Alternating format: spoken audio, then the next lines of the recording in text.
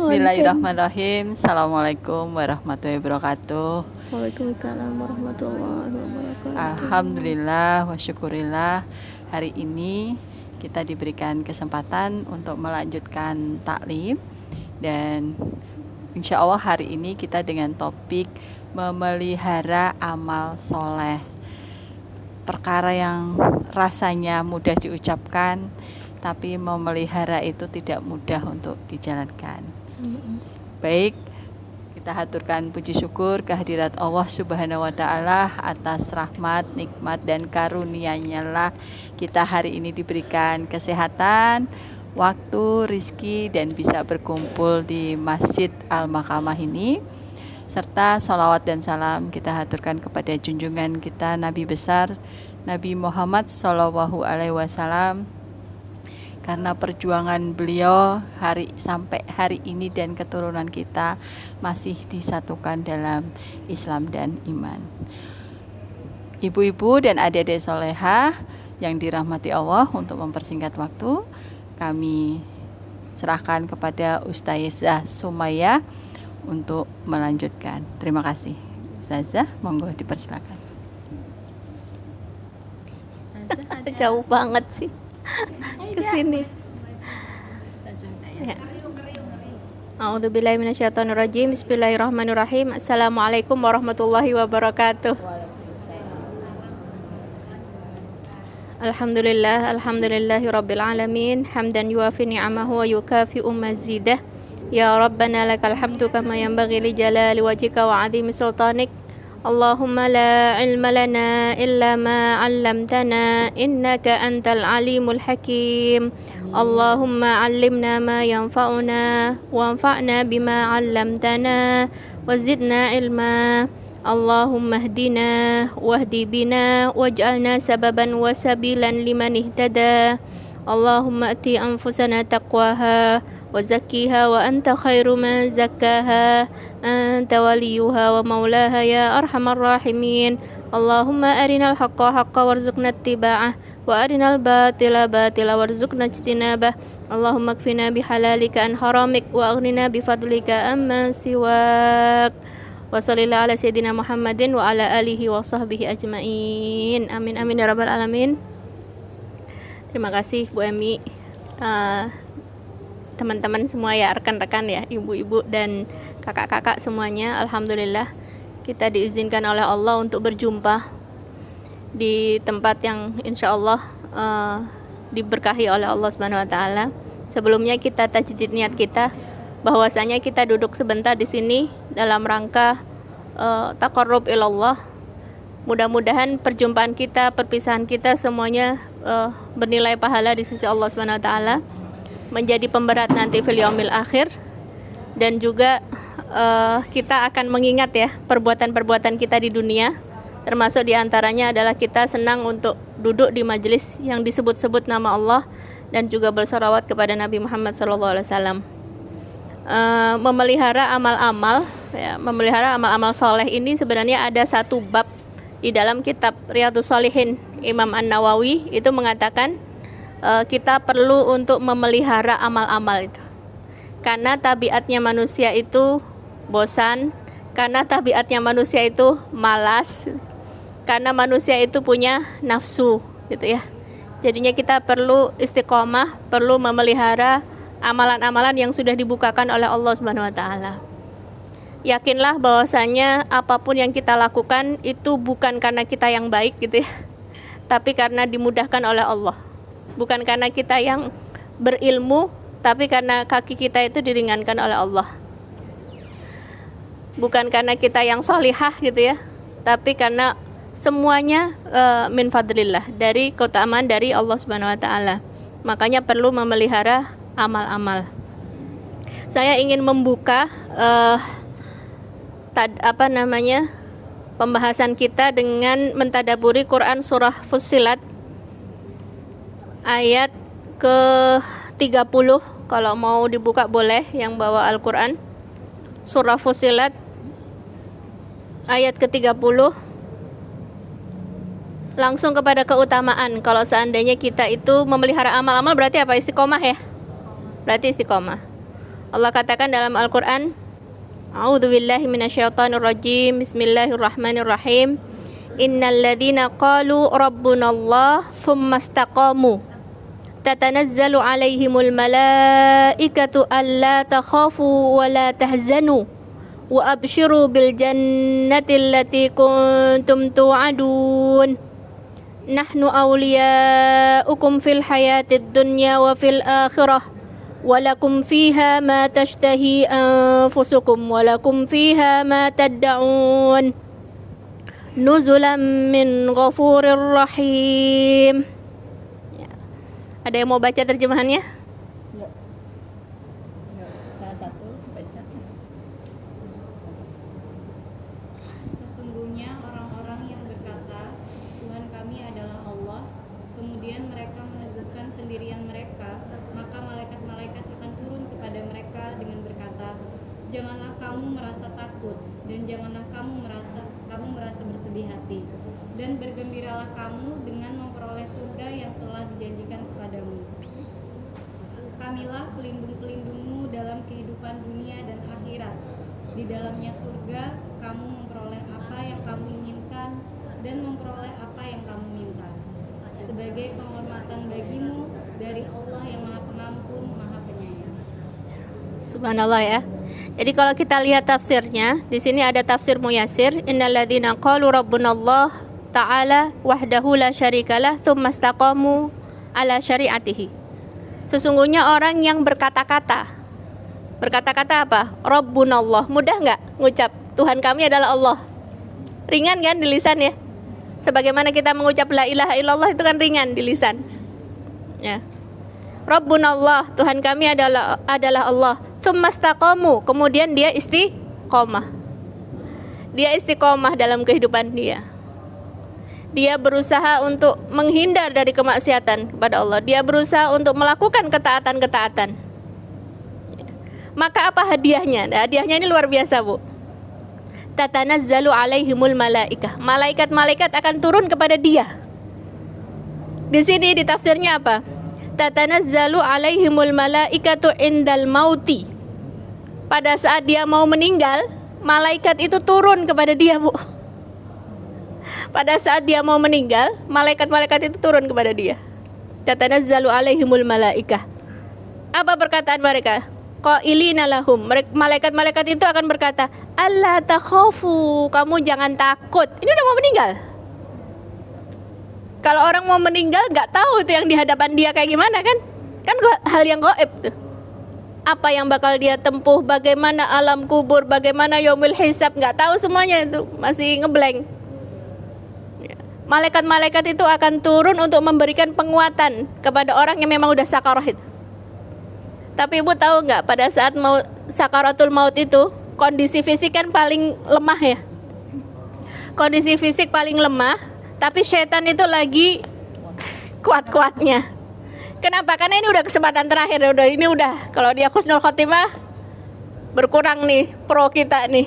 Jadi setan lagi semangat-semangatnya. Gimana caranya biar orang ini su'ul khotimah? Makanya diberikan apa? Penguatan. Diberikan penguatan oleh Allah dengan menurunkan malaikat-malaikat. Tadi syaratnya dia mengaku beriman kepada Allah, kemudian dia istiqomah. Makanya nggak mudah. Hadiahnya pun mau lepas. Hadiahnya pun nggak apa-apa ya, tempelin gini aja ya. Hah? Masuk lah. Tadi juga begini sih, cuman lepas. Ya. Jadi malaikat-malaikat itu turun. Malaikat-malaikat itu turun bukan cuman turun doang, tapi sambil berkata, "Allah takhafu, kamu jangan takut. Yang di hadapanmu itu kamu enggak perlu khawatir, kamu enggak perlu takut. Wala tahzanu, dan kamu jangan bersedih hati. Yang kamu tinggalkan itu anakmu, suamimu, keluargamu, perusahaanmu sudah ada yang ngatur. Kamu nggak perlu khawatir, kamu nggak perlu takut, kamu jangan bersedih hati. Wa abshiru bil jannah. Plus lagi kamu dapat kabar gembira, kamu bakal dapat tempat di surga. wa absyiru bil jannah allati kuntum tu'adun, yang mereka yang kalian itu dijanjikan dengan surga itu. Enak apa enggak tuh kalau pas mau meninggal di kondisi terberat kita, fisik kita paling lemah, setan lagi kuat-kuatnya, tapi kita lagi dapat penguatan dari malaikat. Dalam tafsir tatanazzalu alaihimul malaikah indal maut, ketika dia mau meninggal. Allah takhafu, kamu jangan sedih hati. Wala tahzanu, ya, kamu jangan takut, kamu jangan sedih hati, dan dapat kabar gembira bakal masuk surga. Nahnu auliyaukum fil hayatid dunya. Ya, Allah lah wali-wali, ya, penolong-penolong kalian. Di mana? Fil hayatid dunya wa fil akhirah. Di dunia yang nolong kamu itu Allah, di akhirat juga. Walakum fiha ma tashtahi anfusukum. Nanti di akhirat kamu akan dapatkan apa yang menyenangkan hatimu. Walakum fiha ma tad'un, dan kamu apa yang kamu dijanjikan di dalamnya. Nuzulam min ghafurir rahim, ya, berupa karunia dari Allah Al-Ghafur yang Maha Pengampun, ya, Ar-Rahim yang Maha Penyayang. Jadi kalau seandainya kita pingin bisa memelihara amal-amal soleh, istiqomah dalam kehidupan kita, ingat-ingat ayat ini gitu. Kalau kamu beriman kepada Allah, kemudian istiqomah dalam kehidupanmu, meskipun ujiannya luar biasa ya. Namanya ujian gak cuman sakit, gak cuman miskin, harta itu juga ujian, waktu luang itu ujian, semuanya ujian, jabatan juga ujian ya.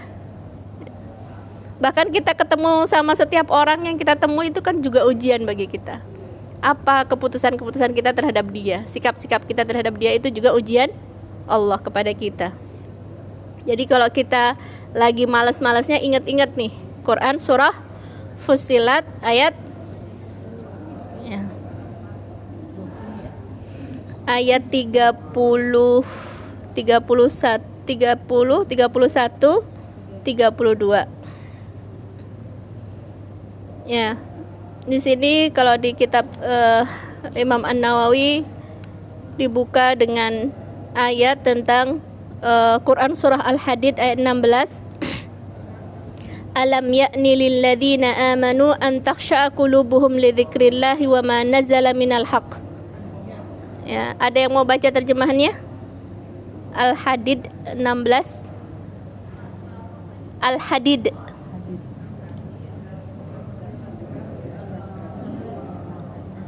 Nggak hafal. Apakah belum tiba waktunya bagi orang-orang yang beriman agar hati mereka khusyuk mengingat Allah dan apa yang turun dari kebenaran, yaitu Al-Quran? Janganlah mereka berlaku seperti orang-orang yang telah menerima kitab sebelum itu, kemudian mereka melalui masa yang panjang sehingga hati mereka menjadi keras. Banyak di antara mereka adalah orang-orang fasik. Ya. Jadi ini Quran surah Al-Hadid.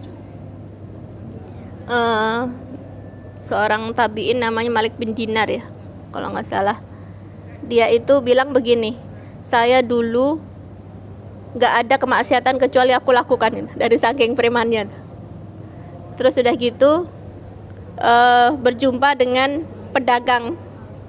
Pedagang itu bilang ini, Pak, beli dong dagangan saya, karena saya punya putri 2 orang. Saya mendengar Rasulullah berkata, barang siapa memuliakan anak perempuan maka dia dapat keutamaan. Maka tergerak hatinya pingin berbuat baik, pingin bantu orang ini.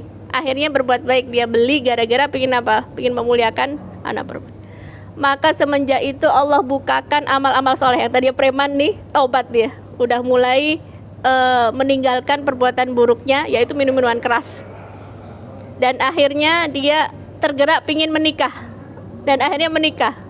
Setelah menikah, Allah kasih seorang putri, anak. Dari putri itu semakin anak itu tumbuh, semakin berkurang kemaksiatannya, minuman kerasnya mulai dikurangin gitu. Sampai ketika suatu saat si bayinya itu, si anaknya namanya dikasih nama Fatimah.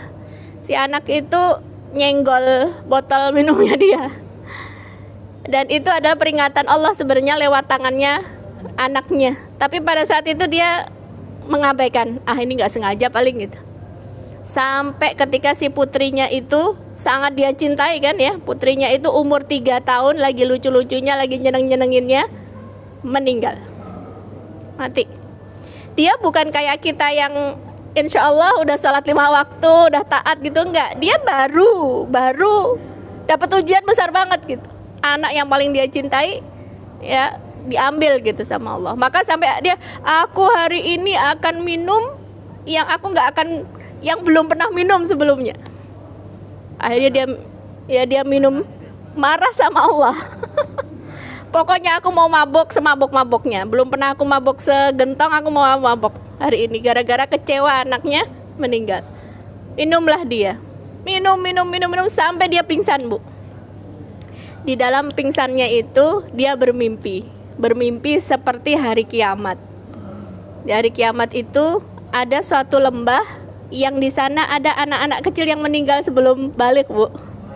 Jadi ada anak-anak yang belum balik tapi sudah meninggal, itu akan di suatu lembah yang dipelihara oleh Nabi Ibrahim, yang nanti bakal jadi hadiah buat orang tuanya kalau orang tuanya bersabar. Tapi di kondisi itu dia dihadapkan dengan ular yang ngejar dia.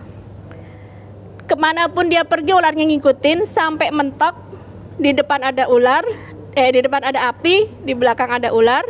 Tapi di sini di samping situ ada orang tua yang udah tua banget. Dia bilang gini, Pak, tolong Pak, bantu saya Pak. Ini ular gede banget siap menerkam. Api di depan, ini orang tua yang lemah. Pak, tolong Pak, selamatkan saya. Saya ini sudah tua, gak kuat mau gerak. Selamatin saya, gak bisa. Sampai pada akhirnya dia panggil Fatimah dan dia halau. Fatimah si anaknya itu, dia pegang tangannya, dia halau ularnya itu dengan tangannya Fatimah. Pada saat itu langsung dia bangun, tersadar dari pingsannya dia. Tersadar dalam kondisi yang shock gitu ya, dengan mimpi yang udah bukan mimpi yang bunga tidur, udah kayak kenyataan. Makanya berkeringat dan semuanya gemetar dia. Aku mau tobat sama Allah. Masuk ke masjidnya ya, imamnya lagi baca ayat ini. Di akhir mimpi tadi itu saya lupa, maaf. Di akhir mimpi itu ada orang yang menyeru ini, alam ya'ni lilladzina amanu an takhsha'a qulubuhum li dzikrillah. Pas masuk ke masjid, pas imamnya baca ini, salat subuh. Jahar kan? Alam ya'ni lilladzina amanu an takhsha'a qulubuhum li dzikrillah. Belumkah datang waktunya bagi orang-orang yang beriman untuk tunduk hati mereka dalam rangka mengingat Allah. Kalau alam yakni, apakah belum datang? Maksudnya mau kapan lagi? Mau ditunda sampai kapan? Mau ditunda sampai kapan hatimu itu lembut ketika mendengar ayat Allah? Tapi Bu, yang uniknya itu takwil dari mimpi yang tadi itu. Takwil mimpinya. Api itu apa api itu? Api itu adalah api neraka. Ya. Ular itu apa? Kok besar banget? Siap menerkam kita. Ular itu bagaikan dosa. Kok besar banget? Iya, tiap hari kamu kasih makan.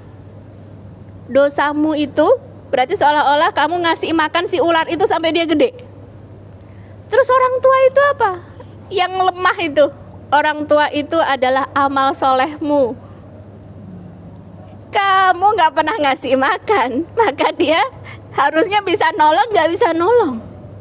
Betapa sedikit ya amal solehmu. Sedangkan ular yang gede itu setiap hari kita kasih makan. Maksudnya maksiat itu ibarat kita kasih makan ular itu. Jadi itu takwil dari mimpinya ya. Tapi intinya di sini adalah alam ya'ni lilladzina amanu an takhsha'a qulubuhum li dzikrillah wa ma nazzala minal haq. Belumkah datang waktunya? Maksudnya mau ditunda kapan lagi sih? Mau ditunda kapan? Nanti kalau udah diangkat ekselon sekian gitu. Nanti kalau udah apa? Kalau gajinya udah nanti kalau anak-anak udah mama nunda apa? Belum tentu besok. Ibu tahu nggak, kita sebentar lagi insya Allah masuk Ramadan ya. Dan bayangkan ada beberapa nama yang Ramadan lalu masih dapat dan Ramadan ini sudah tidak ada karena udah dikubur. Jadi jangan menunda-nunda amalan. Dan ini amalan terutama di bulan Sya'ban ya. Bulan Sya'ban itu biasanya dilupakan, kenapa? Karena antar aja, kalau Ramadan kan berlipat-lipat. Bukan masalahnya kita tidak mengutamakan bulan Ramadan, dapat keutamaan yang banyak, tapi penundaan-penundaan itu loh yang seolah kita nggak menganggap ibadah itu penting. Kita tinggal berapa menit, Ibu? Hah? Masih lama. Ya, di sini langsung masuk aja ke hadisnya ya. Disebutkan di sini wa kana ahabbuddin ilaihi ma dawamu sahibuhu alaihi. Ya, hadis dari Aisyah radhiyallahu an bahwasanya ibadah yang paling disukai oleh Allah adalah yang paling rutin. Meskipun sedikit, yang paling rutin. Kadang-kadang kita itu suka ke-trigger, Bu. Habis dengar pengajian, masuk ke hati gitu kan. Terus pengen tilawah 5 juz. Tapi besok enggak. Kan kemarin udah 5 juz. Jadi enggak istiqomah. Yang kayak gini nih enggak tahu bahwasanya kita itu manusia punya keterbatasan. Kita itu pakai bosan. Kita itu punya hawa nafsu. Kita itu kadang malas gitu. Ya. Jadi amalan-amalan yang rutin ya itu yang paling diharapkan. Kemudian saya sebenarnya ada formulanya, Bu. Formula saya rangkum di beberapa bab di sini ya. Di beberapa babnya kitab Riyadhus Shalihin. Bagus-bagus, Bu. Di antaranya ya babnya tentang bersungguh-sungguh. Kemudian banyaknya jalan untuk berbuat baik. Beramal soleh itu nggak satu pintu. Amal soleh itu pintunya banyak, bermacam-macam. Ya, kita bisa, mungkin ada yang dibukakan pintu thalibul ilmi, ada yang dibukakan pintu sedekah, ada yang dibukakan pintu tilawah Al-Quran, ada yang dibukakan pintu puasa. Kita disuruh mencari dari pintu mana kita bisa mengoptimalkan amal soleh kita. Kemudian di sini juga ada sederhana dalam beribadah. Sederhana dalam beribadah itu maksudnya tidak berlebih-lebihan. Tidak berlebih-lebihan. Ya, saya bacakan aja formulanya ya, Bu.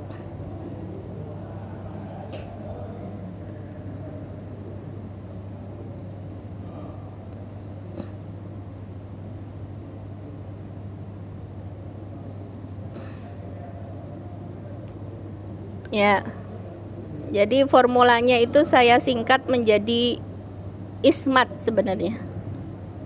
Jadi ismat, I-S-M-A-T.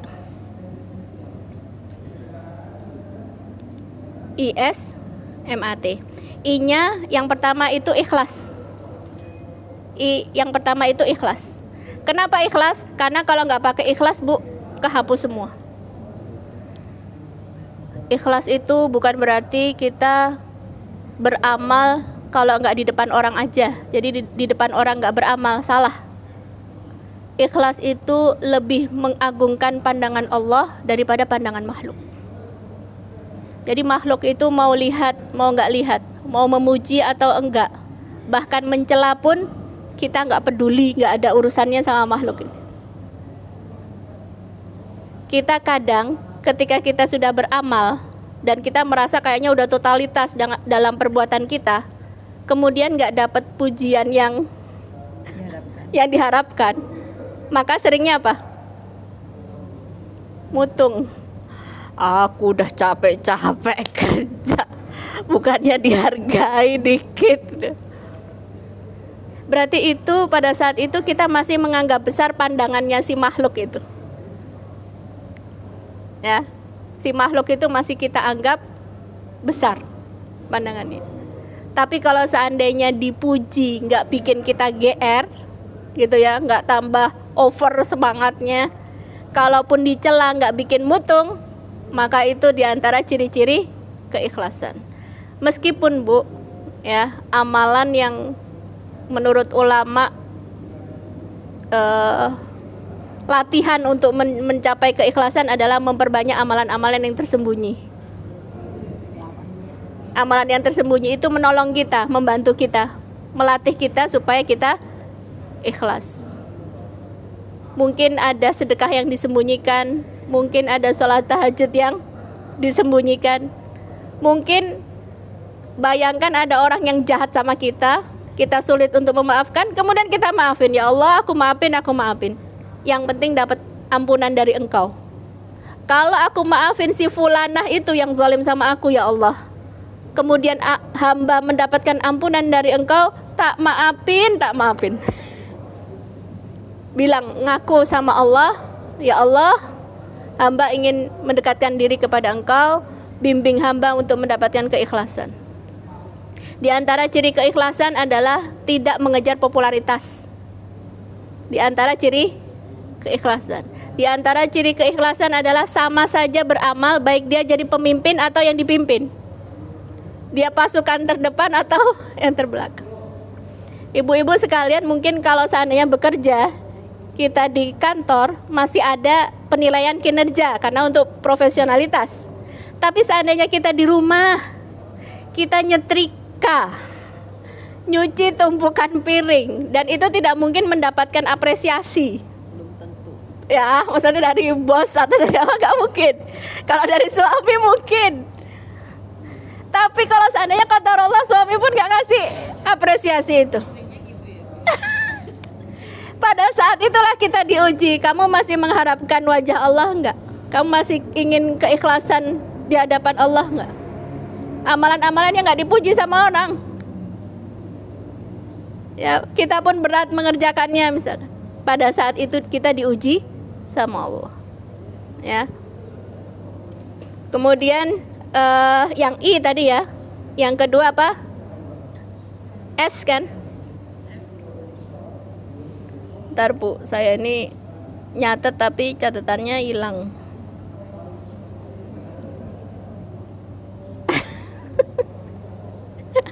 Udah belum? Saya ikhlas. Iya. Sebentar Bu. Kepanjangan dari akronim apa tadi? Ismat gitu. Ismat. Bentar ya Bu. Beginilah.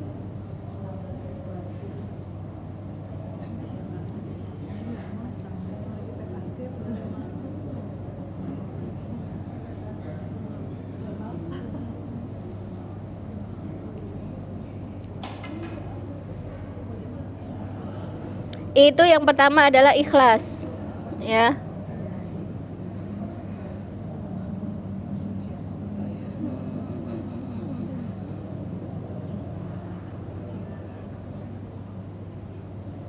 Lupa. Bentar.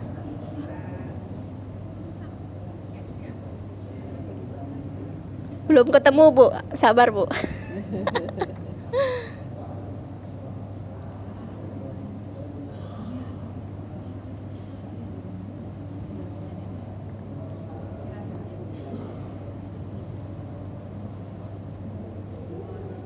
Oh iya.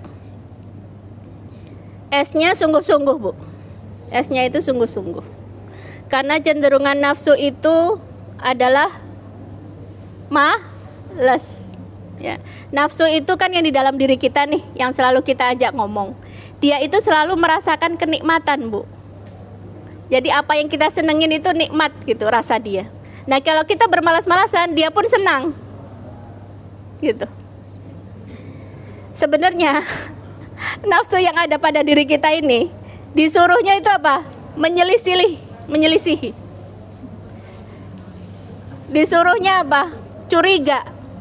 Kalau nafsu kita merasakan kenikmatan, jangan-jangan ini nggak benar gitu loh. Kenapa ya kok satu amalan terasa ringan gitu? Ya itu disuruh curigain. Kenapa kok amalan yang lain kok terasa berat? Nah itu suruh curiga sama nafsu. Jangan-jangan ada perannya si nafsu ini. Ya, yang kedua adalah sungguh. Kemudian yang ketiga M ya. M itu mendekat dan lurus. Ya. Ini masih konsen ke sini atau enggak? Terbagi-bagi. Ya. Mendekat dan lurus. Sekarang coba ibu-ibu bayangkan satu amalan atau amal soleh yang terasa berat. Yang terasa berat di kita. Ya. Saya benar kata Ustazah, saya nggak punya pembantu. Jadi hari Sabtu dan Minggu itu luar biasa ujiannya. Di saat kedua anak perempuan saya di rumah, mereka kalau Senin sampai Jumat kerja, Sabtu Minggu di rumah. Yang satu kerjanya online. Dari habis sholat subuh saya sudah buka mesin cuci, bersih-bersih dapur, nyapu. Suami saya full hari Sabtu buka laptop karena kuliah. Subhanallah, saya sampai saya mau seperti ibu mertua saya itu tipikal dari jam 3 pagi sudah di dapur, jam 6 sudah beres meja makan, semuanya udah bersih. Saya sebut di sebelah suami saya lewat. Bismillah, ibu mau jadi kayak Bu sabar. Tapi saya jalan lewat sambil ngomong, sabar, doain ya. Gitu. Sementara suami saya gitu. Saya lewat ke anak saya yang lagi kerja online. Bismillah, doain ibu ya nak, ibu sehat, sabar, ibu mau nyuci ngepel nyapu. Itu sebenarnya posisi aslinya saya jengkel, tapi untuk melampiaskan biar jengkel saya nggak keluar marah, itu salah satu yang saya lakukan. Ibu sabar ya bu, sabar ya, ngomong sama diri sendiri tapi bersuara lewat di antara mereka. Tapi mungkin ibu-ibu yang lain punya cerita yang lain, monggo silakan. Itu insya Allah itu benar yang saya lakukan setiap minggu, daripada saya harus teriak, dek bantuin, ngedem hati. Monggo kalau ada yang punya cerita barangkali bisa dijadikan contoh siasat supaya kita bisa ngelerem mencari keikhlasan. Meskipun setiap saya lewat suami saya, insya Allah jadi amal ibadah dek gitu. Benar, seperti yang disampaikan Ustazah, insya Allah jadi amal ibadah, nggak ada ruginya dek gitu. Ayo monggo yang punya cerita, yang sudah punya keluarga, punya adik, kakak, atau siapapun, atau di peristiwa apapun kita kerja hari-hari di ruangan. Misalnya kadang-kadang kita perempuan kan concern kebersihan. Misalnya ada teman kita satu ruangan yang rasanya kurang aware, itu kan juga menjadi catatan sendiri buat kita untuk lebih sabar. Ada kalau yang saya lakukan, saya ambil, hore aku dapat hadiah satu sampah di dalam ruangan itu, rasanya ada puas lah, supaya mereka juga tahu yang seperti ini harus dikerjakan. Ayo monggo, enggak kami kembalikan ke Ustazah, silakan. Atau itu tadi mendekat dan lurus, itu sekarang minta tolong bayangkan di pikiran kita satu amalan yang berat, kita terasa berat, mau tilawah, apa tahajud, apa maafin orang si fulan, apa gitu. Hadirkan dulu. Setelah dihadirkan, kita ikut formula ini. Kan formula ini ya untuk memelihara amal. Formulanya adalah mendekat dan lurus. Contoh ya, kita pingin bisa baca Quran. Kalau udah pingin bisa baca Quran, jangan jauh-jauh dari Al-Quran. Deketin Al-Quran itu, dibawa gitu. Jadi jangan justru gue nggak bisa deh gue. Jangan gitu. Justru mendekat, meskipun 1-2 ayat, meskipun 1 halaman. Deketin dulu. Jangan terus langsung, nggak boleh juga gitu. Tapi deket. Pingin bisa puasa, jangan terus gue nggak bakal puasa deh, gue bakal kuat. Justru malah dideketin. Pingin bisa nggak marah gitu, itu jangan, aku memang kayak gini, nggak, justru malah disabar-sabarin supaya dapat kesabaran itu. Jadi jangan jauh. Di sini kata Rasulullah, mendekatlah kamu. Dalam hadis dikatakan ya, ad-dinu yusrun wala yushadad-din ahadun illa ghalabah. Sesungguhnya agama ini mudah, dan seandainya seseorang itu memberat-beratkan diri, maka dia pasti akan kalah. Agama Islam ini mudah, dan tidak ada orang yang terlalu kaku, terlalu membebani diri, kecuali dia sendiri pasti kalah dengan sikap dia itu. Fasaddidu wa qaribu, maka bersikap luruslah dan mendekatlah. Wa absyiru, dan berbahagialah, dan manfaatkanlah waktu pagi dan sore hari, dan sebagian ketika malam tiba. Hadis riwayat Bukhari. Jadi disuruhnya apa? Mendekatlah kamu, istiqomahlah kamu, jangan berlebih-lebihan, jangan, bersikap lurus, berbahagia. Bahagiakan hatimu. Ya. Kemudian manfaatkanlah di waktu pagi atau sore atau sebagian di waktu malam. Masya Allah, ini formula yang luar biasa ya, kata Nabi, mendekat dan lurus. Kemudian A ya, ismat kan A. Yang A ini ajek atau rutin. Ajek atau rutin. Ajek bahasa Jawa ya. Rutin, continue. Ya, meskipun sedikit nggak ada masalah, tapi rutin. Ya, bahkan Nabi pernah bilang apa? Wahai Abdullah, jangan seperti si Fulan. Dulu dia rajin qiyamul lail, sekarang enggak. Ya, rutin gitu, dalam beribadah. Yang T terakhir ya, ismat kan, I-nya apa? Ikhlas. S-nya sungguh-sungguh. M-nya mendekat dan lurus. A-nya ajak. T-nya tidak berlebihan. T-nya tidak berlebihan. Jadi Nabi pernah melihat ada tali di masjid, kemudian bertanya, ini talinya siapa ini? Ini talinya Zainab ya Rasulullah. Dia kalau lagi capek atau malas, dia pegangan sama tali ini biar dia bisa sholat lagi. Pegangan sama tali itu. Terus kata Nabi apa? Lepaskan. Qumu minas sholati matutikun. Sholatlah kamu sekadar kemampuanmu, karena sesungguhnya Allah tidak akan pernah bosan hingga kamu sendiri yang bosan. Jadi sholatlah kamu sesuai dengan kemampuan, ibadahlah kamu sesuai dengan kemampuan, karena Allah tidak bosan, tapi kalau kita pakai bosan. Itu kurang lebih dari saya formulanya memelihara amal-amal soleh, insyaallah. Monggo Bu.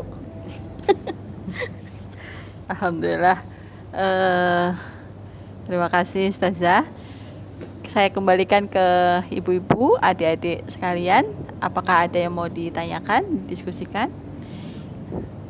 Ya Ida, silakan Ida.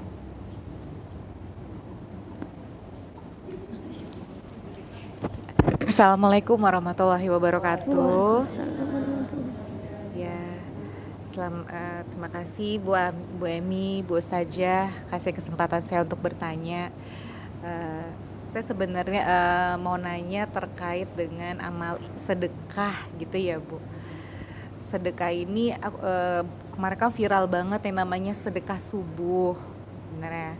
Nah, saya pengen tahu banget sebenarnya sedekah subuh ini apakah memang benar-benar harus di waktu subuh gitu kan? Karena kan terkadang apalagi kayak kita perempuan kan subuhnya nggak di masjid gitu ya Bu, di rumah gitu. Nah, kalaupun keluar rumah nggak mungkin subuh-subuh banget, paling baru keluar 5:30 atau jam 6 gitu ya. Apakah maksud sedekah subuh ini memang harus di waktu subuh atau seperti apa? Karena mungkin ya salah satunya kan memang biar bisa istiqomah juga gitu ya Bu dalam bersedekah. Terima kasih Bu Ustazah. Wassalamualaikum warahmatullahi wabarakatuh. Ada lagi? Satu lagi? Gak ada, baik. Langsung Zah, Langsung ya. dipersilakan. Jadi sedekah subuh itu diambil dari hadis Nabi. Hadis Nabi mengatakan setiap pagi malaikat itu berdoa, Allahumma ati munfiqan halafan. Ya Allah, orang yang menafkahkan, yang mengeluarkan, yang membelanjakan, berikan kepada dia kelapangan. Allahumma ati mumsikan, ya kebalikannya. Ya Allah, berikan kepada orang yang gak mau ngasih, yang pelit, justru berikan kepada dia kesempitan. Jadi kita mau ngambil keberkahan dari doanya malaikat itu loh. Dan malaikat itu berdoanya di waktu apa? Di waktu subuh. Jadi kita pingin termasuk yang didoakan oleh malaikat. Kalau doanya malaikat kira-kira mustajab apa enggak Bu? mustajab. Makanya kita pingin ngambil keberkahan dari doanya malaikat yang setiap pagi itu malaikat berkata, ya Allah, orang yang munfik, orang yang sedekah, berikanlah kepada dia kelapangan. Sedangkan kebalikannya orang yang nggak mau sedekah, orang yang kikir gitu ya, justru berikan kepada dia kesempitan. Nah, mudah-mudahan kita bagian yang pertama, bukan yang kedua. Nah, kalau waktunya persis itu nggak disebutkan dalilnya, sehingga berprasangka baiklah kepada Allah dan optimalkan upaya yang bisa kita lakukan. Kembalikan ke niat. Iya, sekarang kan bisa pakai QRIS, sekarang bisa pakai Nyuci piring juga. Pagi-pagi nyuci piring. Kan ada yang pernah dengar juga saya, katanya kasih tabung aja di dekat itu apa di kamar kita, nanti setiap pagi kita masukkan aja 2.000 atau 5.000. Pakai kenceleng ya.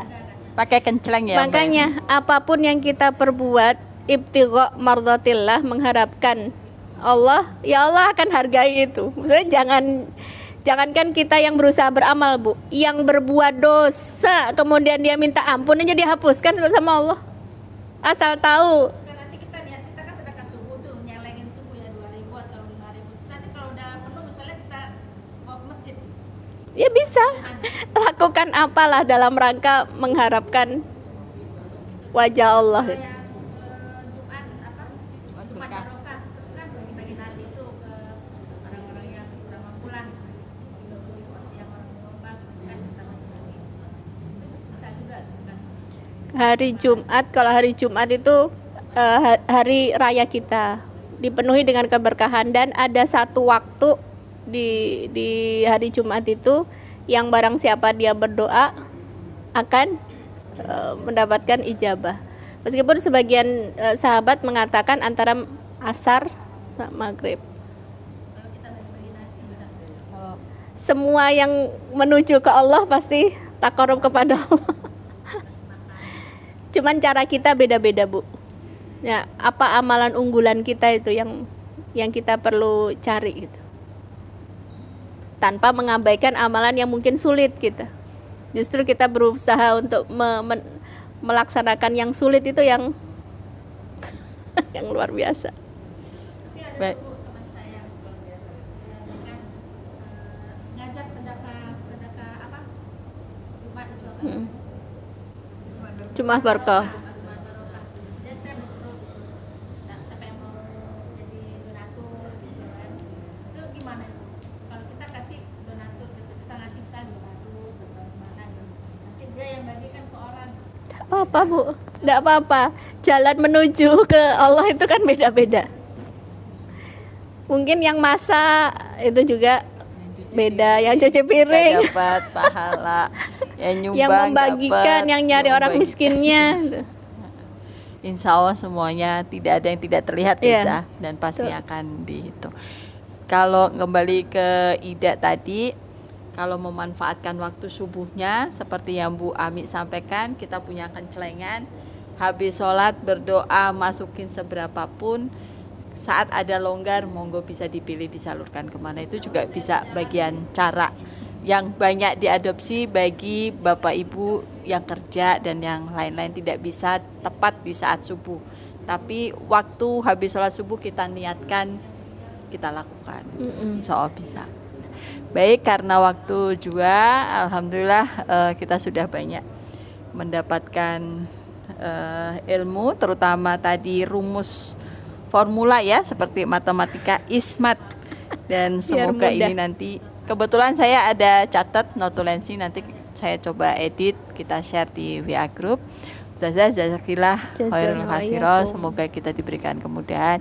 Dan untuk menutup tausiah hari ini, mari kita bersama-sama mengucapkan alhamdulillah dan doa kafaratul masjid.